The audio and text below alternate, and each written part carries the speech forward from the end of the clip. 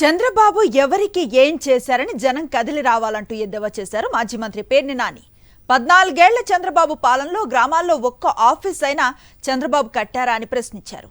అధికారంలో ఉన్నప్పుడు ప్రజలకు చంద్రబాబు పవన్ చేసిందేం లేదని, ఇప్పుడు అధికారంలోకి వస్తే ఏదో చేస్తామని చెప్తున్నారని పేర్ని నాని ధ్వజమెత్తారు. ప్రజలు ఎందుకు కదలాలి, ఎందుకు రావాలి తన దగ్గరికి అంటే పగవాడికి కూడా చంద్రబాబుకు పట్టినటువంటి దుర్గతి పట్టకూడదు. రాజకీయాల్లో గంటన్నర సేపు సభ మాట్లాడి ఆయన ఎంతసేపు జగన్మోహన్ రెడ్డి గారిని తిడతాం, జగన్మోహన్ రెడ్డి గారిని దూషించటం, చంద్రబాబుకి గాలి కొట్టుకోవటం. ఎవడన్నా మనకి పక్కోడు మనకి గాలి కొడితే సమ్మగా ఉంటుంది, కానీ ఈయన గాలి ఈయనే కొట్టుకుంటూ ఉంటాడు. ఇవాళ 17 మెడికల్ కాలేజీల నిర్మాణం కానీ, లేదా 4 పోర్టుల నిర్మాణాలు కానీ, లేదా రాష్ట్ర వ్యాప్తంగా వందల సంఖ్యలో రైతు భరోసా కేంద్రాల నిర్మాణం కానీ, లేదా సచివాలయ భవంతుల నిర్మాణం అంటే పంచాయతీ ఆఫీసులు దాంట్లో ఉండేట్టుగా సచివాలయ భవంతుల నిర్మాణం కానీ, గ్రామీణ ప్రాంతాల్లో గ్రామాల్లో ఇంటర్నల్ రోడ్ల నిర్మాణం కానీ, ఇలాంటి అనేక పాఠశాలల నిర్మాణాలు కానీ, ఇదేం అభివృద్ధి కాదా?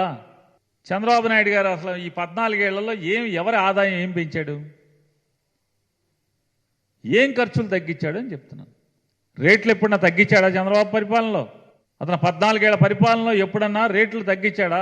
అప్పుడు దాకా తన ప్రమాణ స్వీకారం చేసే రోజుకున్నటువంటి ఏ వస్తువు రేట్ అయినా, కరెంటు ఛార్జీలు తీసుకుందాం, ఏదైనా ఆర్టీసీ బస్సులు తీసుకుందాం, దేని రేట్ అయినా తగ్గించాడా? మోసపు మాటలు. ఆయనంట అమెరికాకి దారి చూపించాడంట. ఆ దారిలో అనేక మంది ప్రకాశం జిల్లా నుంచి వెళ్ళిపోయి అమెరికాలో కోట్ల రూపాయలు సంపాదించుకుని సెటిల్ అయిపోయారంట. బాగా సంపాదించారంట ఆయన చూపించిన దారిలో ఎంతోమంది వెళ్ళి. ఈయన లేకపోతే మామూలుగా ఈయన ముఖ్యమంత్రి అయ్యే వరకు అసలు ఆంధ్రప్రదేశ్ రాష్ట్రం నుంచి ఎవడు అమెరికా వెళ్ళలేదు, విదేశాలు వెళ్ళలేదు, విమానం ఎక్కలేదు ఎవడు. ఈయన వచ్చి అందరినీ మామూలుగా తాళ్ళేసి కట్టి విమానం ఎక్కి చెప్పించాడు, పలకా బలపం పెట్టి చదువు నేర్పించాడు. అంటే పచ్చి మోసపు మాటలు, దగా మాటలు. జగన్మోహన్ రెడ్డి గారి ప్రభుత్వంలో కిరాణా సరుకులు పెరిగినాయి అని చెప్పని, పోనీ రామోజీరావు గారు మీ మాటలని రామోజీరావు గారు కూడా తప్పుడు రాతలు రాస్తున్నాడు కదా. ప్రియా ఉత్పత్తులు తయారు చేసే దాంట్లో ఆంధ్రప్రదేశ్లో మీ పచ్చళ్ళు, వడియాలు, అప్పడాలు అన్నీ అమ్ముతున్నారు కదా.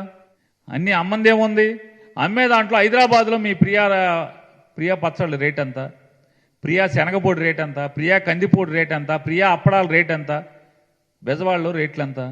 ఏం తేడా ఉన్నాయా? ఎందుకు తేడా ఉండట్లేదు? తేడా ఉండాలి కదా.